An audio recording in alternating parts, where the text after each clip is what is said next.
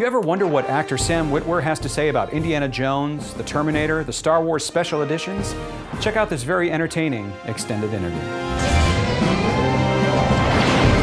You know him, of course, as Darth Maul from Star Wars The Clone Wars, or maybe a Star Killer from Star Wars The Force Unleashed. Good friend of mine, almost needs no introduction, Mr. Sam Witwer. Give it up for Sam. How you doing, man? Good. I'm doing well. So you know what's funny is I always tell people, you don't realize how much Sam actually knows about Star Wars. I mean, do you find yourself surprising people all the time when you talk about Star Wars? Sometimes, yeah. They'll ask a question, like, you know, someone will ask well, you know, how fast could the Millennium Falcon do the Kessel Run? And you just laugh at them. Right, know? like they're going to trip you up or something. Yeah, you're like, really? Something like that? Come on, let's get obscure. Let's talk about horse-headed X-Wing pilots or something, you know? Yeah, horse-headed. Which is real. That's a real thing, guys. That is a real thing. That's right. That's right. You know, it's really refreshing when you see someone that's in Star Wars that you know it like really cares about the brand. Do you find yourself carrying a certain responsibility when you're in the studio with Clone Wars or when we're working on The Force Unleashed? They're terrifying gigs to have. I mean, you've felt that pressure. We've worked together on Force Unleashed. It's like there's a legion of fans out there who care very, very deeply about this stuff, and they're not shy about talking about what they don't like. So you know that you're going in front of the firing line. Right. It's a little bit. So yeah, they're always high pressure gigs. Well, I remember you mentioned that you were pretty nervous about the Darth Maul thing, for example. Very much. Now, why is that? It's a character that's beloved by the fan community. Right. You know, everyone seems to love that character. So we were going to make him specific in a personality way. I think Ray Park and Peter Serafinowicz made him specific as a presence, you know, and Ray Park certainly physically, he was very specific. But we were going to make him talk a lot. You know, we were going to give him a specific personality. We were going to make statements about how he was trained or what he was meant to do and all these things. And quite possibly, these things were not going to line up with fan expectation. Right. That's the whole thing. Right. You know, especially when we were going to introduce him as a madman. I mean, it was interesting to see the fan reaction to that. You know, 50% of people were like, wow, that's really cool. He's this mad spider creature. Yeah. And then the other 50% were like, that's not Darth Maul. Why are you even calling it Darth Maul? And you ruined the character. And then interestingly enough, as we proceeded and they got the Darth Maul, or at least pieces of the Darth Maul they thought they were going to get, they then looked at the spider creature in context and said, oh, okay, I guess it's fine that it's started there. Right, because now you can binge watch it, right? So you can sit there on Netflix and watch them all together, but there was that week. Where that was Darth Maul. He's a mad guy. Yeah. This is our Darth Maul. We're getting Darth Maul jerk. back. And, yeah. Yeah, with spider legs. And as Kyle Newman will point out, a spider butt. A spider butt. Yeah. It's an evil spider butt. Yeah. But now you can watch it and you can kind of see everything kind of put together. Yeah. There's a really satisfying arc there. Which was an arc that me and Dave talked about before we did anything. That was the cool thing about. I mean, I've worked on voiceover gigs since then, and it's pretty much they think they can just hand you a script and go. Well, act. No, I wrote it down for you and say that. And that's not what you get with Sam Witwer. I just don't work that fast. I think like Dave was really helpful in that he wanted to talk about. He understood that I would do a better job if we talked about the whole arc in advance, and that the more information you give me, the better my performance is going to be. Essentially, so the whole point with Darth Maul was to build the character episode by episode and add in character elements every episode, so that by the end of it you had a really complete picture of who he was. But by the beginning, not so much. And that's really the way you want to do it. But you know, with fans, they care so deeply that the moment they see you make a definitive move, they worry that that's all they're ever going to get. Right. Because in some cases, you know, I mean, with storytellers lesser than David Filoni, you do get these absolute characters, where it's just like, oh, this guy's the funny guy, and this guy's this guy. And Dave doesn't like to work like that. If he's going to take the funny guy, he wants to add some sadness and some this and some that. If he's going to take the scary guy, he's going to add in some things you don't expect. And also, these were George's ideas. Yeah. So we can point you have the credibility of George Lucas, which is not something that you can say about every show or even every Star Wars project back at that time. You know, that George was so directly involved. George wanted a spider guy. Right. Now, do you think that you know, if you're going to show Star Wars to a kid. Yeah. Do you start with the Clone Wars now? Do you start with the Phantom Menace? Yeah. I mean, what do you think is the way to approach Star Wars for the next generation? I think here's my theory. I think you start with Clone Wars. And you don't have to start with all of it, just a lot of it. In terms of age? Or you mean for kids or anybody? For kids. Okay, for kids. For anybody, hard to say. Yeah. For yeah. kids, start with the Clone Wars. Right, right. Get them used to what that world is, and more importantly, get them used to who Anakin Skywalker is. And then if you show them Episode 4, and Obi-Wan's like, Darth Vader killed your father, Anakin Skywalker, and all that stuff, and then the kids are gunning for Darth Vader. They want him dead. Right, because it informs basically that's their everything hero. that happens in, and then they learn in the original Star Wars that he's been killed by this guy, Darth Vader. But they haven't made the connection yet. But they hadn't made the connection yet. And so long as you don't show them the prequels before that, they won't make that connection yet. Right. So then when you go to Episode 5, you get I Am Your Father, and then the kids are mind blown, even more than you and me were mind blown, because they liked the guy, they mourned his loss, they went after the guy that killed him to find out that that's the same guy. Wow. And then that's mind blowing for them. And then once you hit Episode 5, then show them the prequels. So you actually tried out this theory on your friend, right? Dave Giuntoli? Yes. For those of you that don't know Dave Giuntoli, he's actually the star of Grimm on NBC. Yeah. And he had never seen any Star Wars before. He was 30 years old, so we had an opportunity to perform an experiment in the name of science. In the name of the Force. In the name of You will watch these movies. That's it. And he was curious. I said, here's an opportunity to take a guy who's very smart and understands storytelling and ask him what he thinks as an adult of the whole Star Wars thing. He didn't even know I Am Your Father. He knew nothing. He knew nothing. He knew nothing. I envy him in a strange way. Right? Isn't that weird? I mean, right? I mean, if you haven't seen Star Wars before, you get to watch it all again as an adult. It's like a time warp or something. Yeah, I bought him action figures. I gave them to him. It was great. At night I tucked him in with Star Wars sheets. Of course, tried to recreate the whole thing. The childhood he should have had. I tried to give it to him. I had this old box of C-3PO cereal. I had milk from 1978. 1978 milk, which turned blue after a long time. It was blue. It was blue perfect. milk. Yeah, it was really great. Yeah. Good. So you watched the So New after Hope. he recovered from food poisoning, Right. we basically sat down and we started with Episode 4. Yeah. And he loved it. He thought it was great. We didn't have time to do all the prequels, so what we did was we did 4, 5, 3, and then 6. Now, what happened when he went from 3 to 6? What was that jump like? Awesome, because he now saw a world in which everyone died, and that the Emperor was all-powerful and unstoppable. Right. And that, during it's interesting because Episode 5 leaves you off with a few questions. Right. First of all, Darth Vader says, I am your father. Dave wasn't convinced he was telling the truth. He thought he was lying. At least at first. Uh-huh. And then the whole thing that really got him was, there is another. And he kept being like, what is that? Who is the other? When Yoda says that in Empire. Yeah. Right.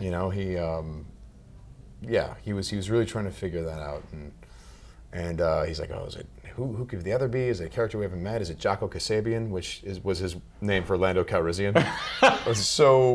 So then when it came time for Episode 3, he was now at a point where it was a few days later, and he was like, okay, maybe Vader is Luke's father. Right. And then when he's watching the movie, he's like, but I don't know, maybe it's Sam Jackson. Maybe Sam Jackson becomes Vader, or maybe it's this. I don't know. I really think it's the Anakin guy. Oh boy.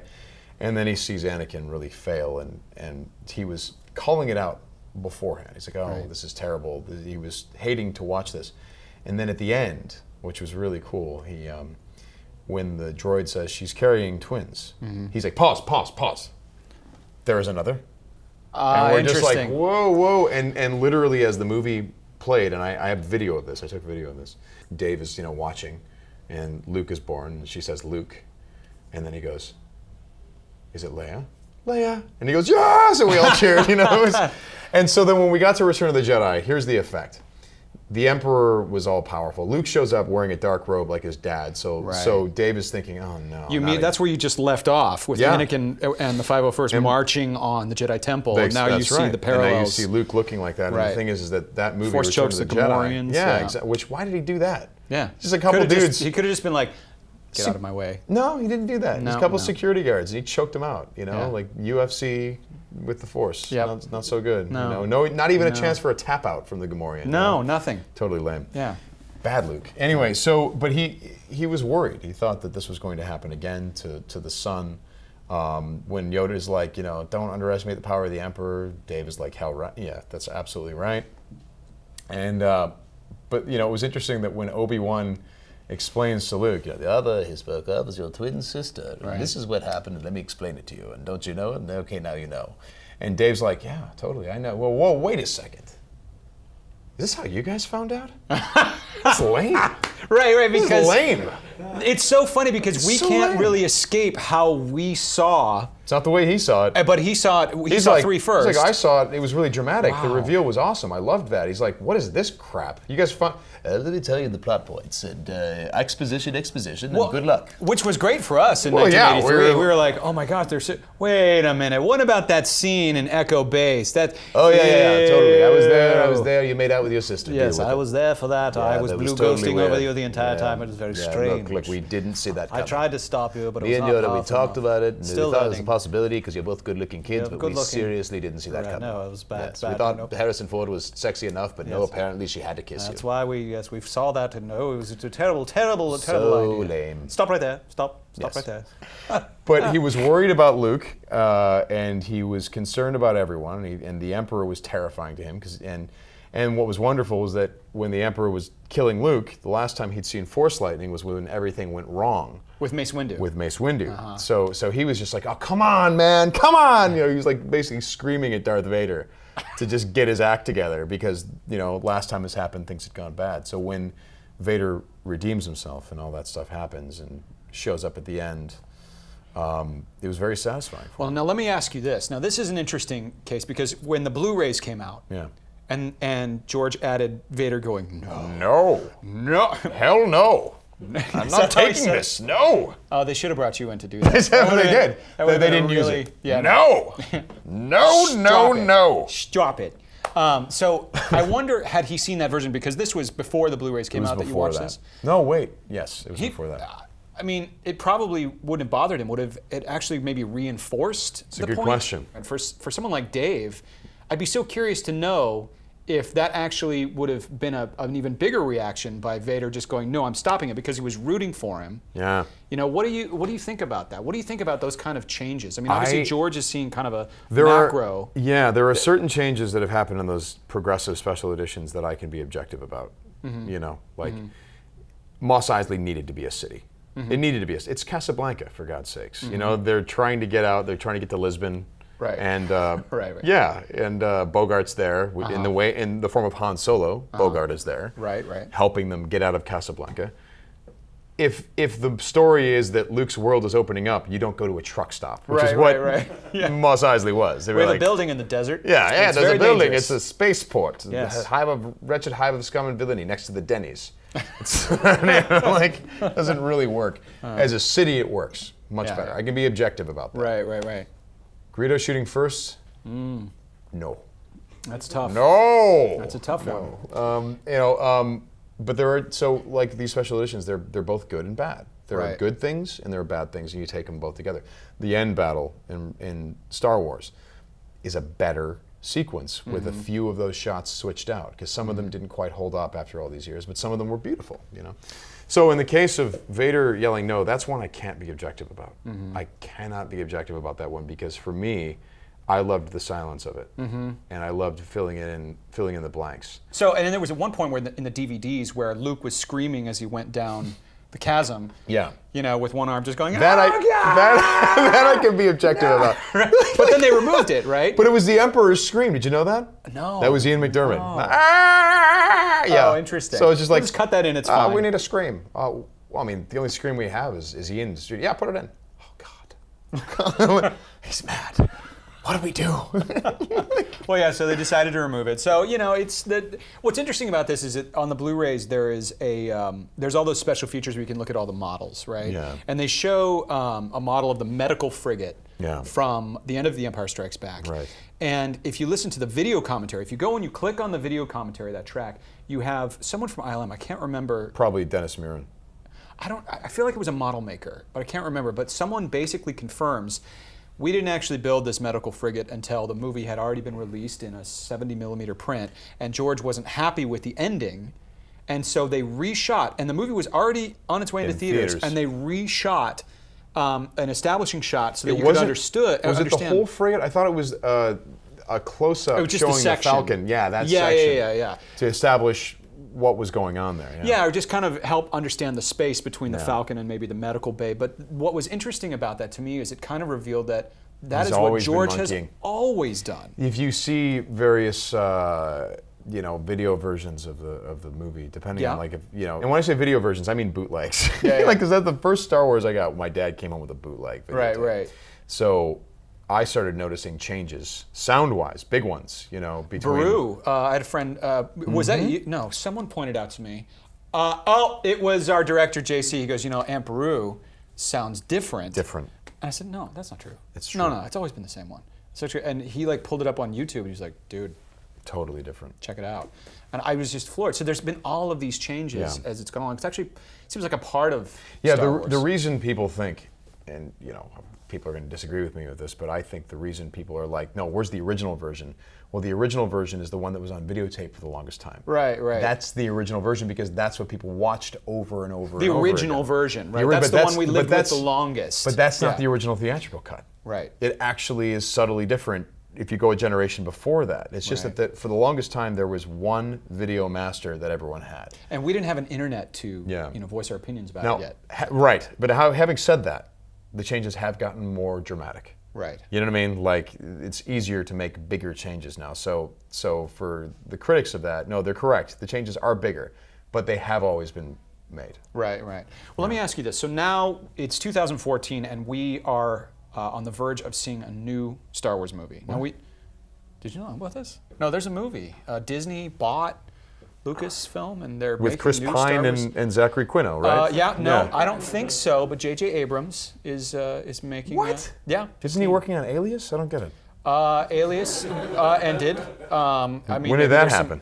I after What about 4 year? seasons. What day is it? What year? Yes, that's our Yeah. next show. That's right. The Terminator Hour is coming up That's next. right. We're going to talk about Terminator. Yeah. But now we know a few things about Episode 7. They're shooting it. Obviously, we know that the classic cast is back. How did you picture Episode 7 as a fan? Well, no one knows what to expect, right? Like there's some talk of it having more of a design aesthetic that's a little bit closer to the original trilogy and stuff like that. And that's interesting because that's going to be really satisfying for people like you and me.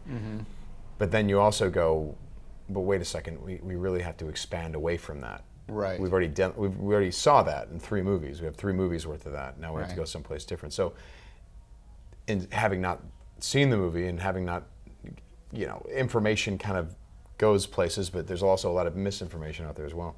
True. So it's hard to know what exactly they're doing. I know that Harrison Ford's leg is in it.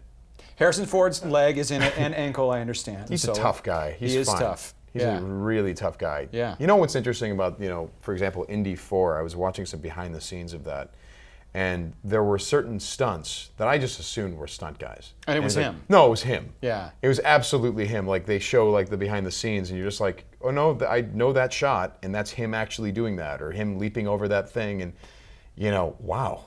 Yeah. He's a tough guy. Yeah, it's amazing. I don't know if he was doing a stunt when his ankle went down, but I kind of hope so because that would just make him look like such a badass. But I have no idea. He's been injured before, Right. Temple of Doom. Right. It was a big injury, What happened on Temple of Doom again? Oh, people's hearts got pulled out of their chest, dude. Wow, that's a huge injury Insects for him. were eaten, brains were chilled. Yeah. Monkey brains. I see. Yeah. That hurts. It was really hurts your- painful. Yeah. yeah. What an interesting film. I just recently watched Temple of Doom again. It's the 30th anniversary of Temple of Doom. That's right. Yeah. And what a movie. For years I was like, yeah, I don't like that one. And you watch it again and you're like, I'm a dick. Because it's really good. It's really fun. I mean, who would have thought, we're like, hey, we're going to do another Indiana Jones film and we're going to give him a sidekick. And be like, yeah, Solo works just fine. No, he's going to be a kid. We're giving him a kid's sidekick. Right. Who would have thought in a million years that would have worked? And we're going to take them both to hell. Yes. Yes. People's hearts are going to be pulled out of their chests. I mean, it's interesting that movie announces its intent from the very beginning. Right. The first thing it says is anything goes. They do the whole anything goes number. It's their way of saying, did you like Raiders? Yeah? Screw you. Whatever. We're doing whatever. Get out of here. Get out of here. This happened before Raiders anyway. It's happened a before Raiders. prequel. It's a prequel. Temple of Doom is a prequel to Raiders. Yeah, when he can't find the gun, he's remembering the future when he shoots the guy in the next movie. He's remembering to remember it when he goes to Egypt. When he goes to Egypt, Right. He's I remembering. really need to remember this gun so that next time this happens, I'm going to shoot the guy. shoot that guy. Yeah, that's Yeah, basically it. Yeah, yeah. Yeah, a callback to something that hadn't happened. That's yet. right. That's right. You know, but yeah, or for example, Indiana Jones saying, "I don't believe in magic, a lot of superstitious hocus pocus." I'm talking about a find of incredible archaeological significance. You're talking about the boogeyman, except for the Shankara stones. Yeah, that when was that magic. happened, when I saved that entire and people's village, hearts being ripped pulled out of out their chest. Yeah, I'm forgetting all about that. Yeah. I don't believe in it. No, though. it's I not don't believe real. in it. I think It's not I real. was doing. That was shrooming. That was 1934. This is 1935. Yeah, things have changed. I was shrooming a lot back then, and you know, Willie Scott, Yeah. you know, was out of her mind. Yeah. It's different. We're at war now. You know, or somebody is in Europe. Someone always is. Yeah, at I war. don't know what's going Yeah. on. It's just I Yeah. hate those guys. But it's a good movie, is Yeah. what I'm saying. Temple Yeah. of Doom, it's a fantastic movie. So Harrison Ford coming back into Star Wars. I mean, when you saw that cast picture for the first time, what was your reaction? It's pretty exciting. Yeah. Yeah, there they are. Yeah. And presumably they're there to shoot a Star Wars movie. Yeah. That's kinda I hope so. I would think. Or it's a big prank. It's a Yeah, huge. Ashton Kutcher shows up. You got April punked. That's Well, so where are you going to be in December 2015? Are you going to be right there, front row of the movie Mars. theater? What? You're going to be in Mars? the flying cars. I have a nice Jackpacks. nice, 2015. movie no, theater wait there? a second. I'm sorry. That's Replicants? 2015? No, it's 2019. 2019. 2019. I'm going to be a Blade Runner hunting down some replicants. Right. Driving around in my spinner. Right. As Boy, long the as future- Cyberdyne Systems hasn't made everything. Has Cyberdyne blow. gone live? I don't think so. Well, I don't know yeah. if Skynet's live. Well, in 99, I think Skynet went live. Well, they keep changing the timeline They though every do. time that Sarah Connor does something awesome. Boy, the future's let us down. It's really tough What a to call bummer. at this point. Seriously, like, where's my flying car? Yeah. Where's my flying car? Wow. Right. So in 2015, you're excited about the I'll movie probably coming go out. see it. You know what it is? I'll tell you what it is about that film, and this is the whole thing. Mm-hmm. We talk about the aesthetic, we talk about the way that it's shot, we talk about the old cast returning. Mm-hmm. The pitfall is that everyone thinks they understand Star Wars. Everyone thinks they know it, and to a certain extent, they're right. Everyone does. Everyone know it. working on it. Everyone who gets a chance to work on Everyone. it. These Everyone in guys, the fan. everyone here. You Everyone guys know a thinks lot they about know it. Star Wars, right? Yeah. They all think they know it, and you know what? They're all right, but they're all right in their own way. Right. You know, like some people look at Star Wars and they say, okay, a lot of charm, a lot of humor, and some explosions, and they're right. That's there, and you need those things. Some people look at Star Wars and go, I see the Iliad. I need those elements. You know, some people look at Star Wars and see Wizard of Oz. Some people see Flash Gordon Conquers the Universe. Some people see Casablanca. Some people see all these different elements because George basically cast a wide net and brought it all under the umbrella of Star Wars. I see. What about Bob? Is that a problem? You're wrong. So Yeah. I am the one that's wrong. So The one guy, Yeah. and he's hosting this show. that's right. That's right. Yes, uniquely qualified to be here on the show talking to But Sam Witwer. what's interesting is that there was some producer from 20th Century Fox that was recently interviewed by Rebel Force Radio. I don't remember his name. I can't remember. We all know his name. He's one of the producers of Star Wars, but he Right. didn't go on to Empire. And Charles Lippincott. Yes. Yeah. And Yeah, he head of marketing, he yeah. said something really interesting. He said, you know, I got out when the getting was good. And they're like, well, what do you mean? He's like, well, Star Wars really went downhill when they got that Right, Muppet. and he started talking When they got that about Muppet. Yoda. They put a Muppet in Star and Wars. it all This went is downhill. ridiculous. And then when he was told, they're like, you know, Toss. that Muppet. Wreck the set, you know. Yeah. They said that Muppet is actually one of the fan favorite characters of all time. In fact, one of the favorite characters in film history. And he Yeah. goes, really? That's ridiculous. You people have no taste. And talking Yeah, about yeah. not being, keeping up with current events, but for him, he said Star Wars was always a Kurosawa thing, and it was Hidden Fortress. And when it stopped being that, they lost it. It wasn't Kurosawa at all in the next one. And you're like, well, that's what it was for you. Yeah. And it did have those elements, and those elements did sort of persist, but just in a lesser extent. So when that happened for you, it didn't work. Right. Star Wars has become 50 different things. Now, the whole key to getting this movie right is, can you bring it all in? Right. Can you have all of those elements? Can you not just the charm and the jokes and the explosions? Can you really have some meaningful character development? Can you have some meaningful mythological, thematic stuff that's going on, which George was so good at? Like, okay, let's talk about prequel critics. Sure. They all have a point. They really do. But mythologically and thematically, those movies were right in line with the other three. They really were. And for me, and I'm going to say this, and I'm probably not going to be very popular for saying this, I would rather have a movie that had its that had its thematic heart in the right place and Right. really had something to say than a charming effects reel. Right. That's the whole thing. Well, let me ask you this. Is it possible, right? You mentioned that someone has to bring all of the charm, all of the action, all of the symbology, all of the different elements together to please everyone and what Star Wars is to everybody else. Is that even possible to meet all the expectations of everyone? No. Right. Entirely impossible. All that I would ask, and they got, hell, Lawrence Kasdan writing the damn thing. So Yeah. I think that they're, they have some really talented They're definitely people. stacking the deck, right? They do, Yeah. right? So Yeah. so I'm not sitting here all concerned. I'm just sitting here as that if I did have a concern, it would simply be pay attention to what all of it is, including the prequels. Pay attention to what the prequels actually did right, because the ideas are very, very sound. J.J. Abrams seems to have no problem making charming movies with characters that have great senses of humor. So great, awesome. Now underpin that with, as you mentioned, the Joseph Iliad. Campbell stuff. Joseph Campbell, right. Exactly. Yeah. Really underpin that with some meaningful stuff and have a significant thematic through line that really follows through, because that was the prequel's strong point. Yeah. Well, what advice do you have for Star Wars fans then going in with all that expectation and all that hype, going into the movie theater in December of 2015? Good Any luck. advice? Good luck. Chill out and watch the movie they're actually giving you rather than the movie you want in your head. That's not going to help anyone. Yeah. The kids that see this are the ones that are actually going to be watching the movie.